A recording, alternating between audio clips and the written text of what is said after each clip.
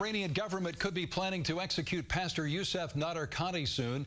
Nadarkhani was imprisoned for his faith and sentenced to die for leaving Islam. He rejects that charge because he says he never was a Muslim. His real offense may be criticizing Iran's Islamic regime for making Christian schoolchildren learn about Islam. He's been in prison now for more than 860 days, and he's rejected offers to gain his freedom by recanting his Christian faith.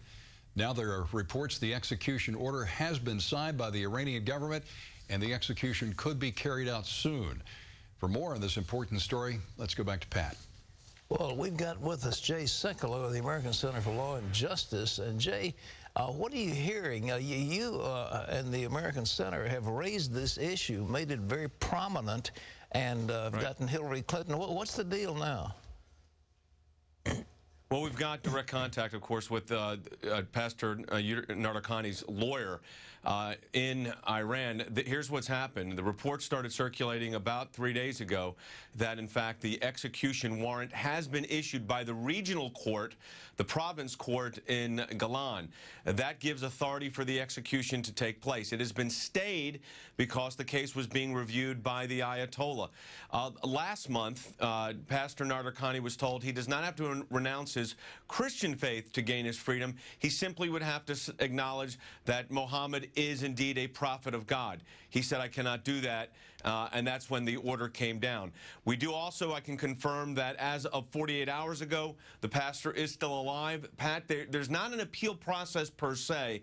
What happens under the Iranian legal system, if you could even call it that, is the Ayatollah can always commute the sentence, and that's why we're trying to get global pressure on the regime to make sure that that pressure is put in place so that he's not executed. He's not the only one in prison for his faith, but he's certainly the most prominent and well-known at this point. And as you said, Secretary of State Clinton has been very direct about this. Other governments have as well. We're now trying to get global pressure going significantly. And I'm staying optimistic only because we know that he's still alive. And I will tell you, his lawyer is working around the clock. We're working with him. Our team's been going some days 24 hours a day to get this done. By the way, a lot of the lawyers working on this case are graduates of your law school, Regent University, so they're doing, they're handling what is literally a life and death case. Jay, this is such a black eye for so-called peaceful Islam. Yep. They're killing this man because he refuses to renounce his faith. That's the bottom line, and he won't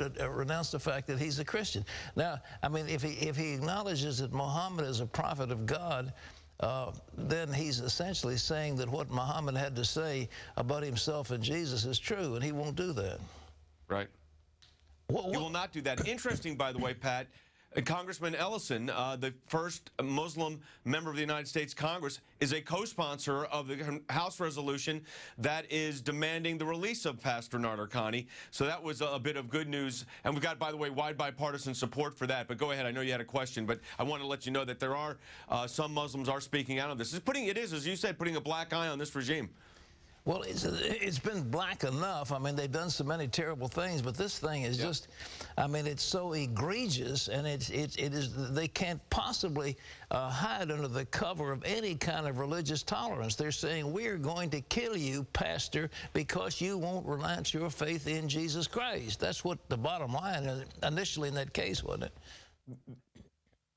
That is the charge. I mean, they're not hiding the fact that the charge is apostasy. So there's no doubt about that. We've actually started at ACLJ.org a Twitter campaign where thousands of people have signed up, and an automatic tweet goes out from their website. It's going to 400,000 people now in over 180 countries. So this is getting wide support. We did a lot of media yesterday. Jordan Sekulow did a lot of the international written press, the International Tribune, some of these other big papers, and the Globe has picked it up as well. So it's getting international pressure. But I need to say this, Pat, to you and to CBN News. The story broke right here on CBN News, and it went from a story on CBN News to a global story. And without CBN News, this story would have never gotten the attention that it's getting. And I want to thank the whole team there at CBN for that's keeping this pastor alive as we fight aggressively for his life right now. One last question. I heard that a trip being planned to Israel has been called off because the Israelis said don't do it. Does that mean that they're looking for a war pretty soon?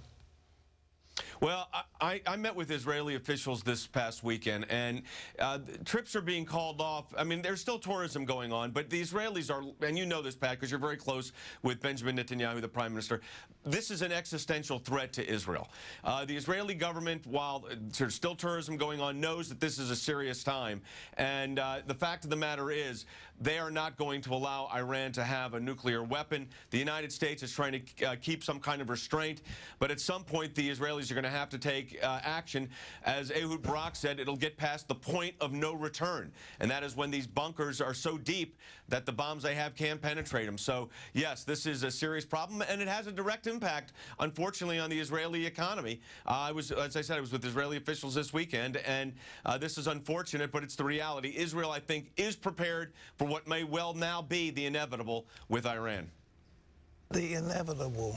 Jay, I appreciate you. Thank you so much. And I want to ask you about American politics. We'll keep that off the air. All right, we'll do that. We'll talk afterwards. God bless you.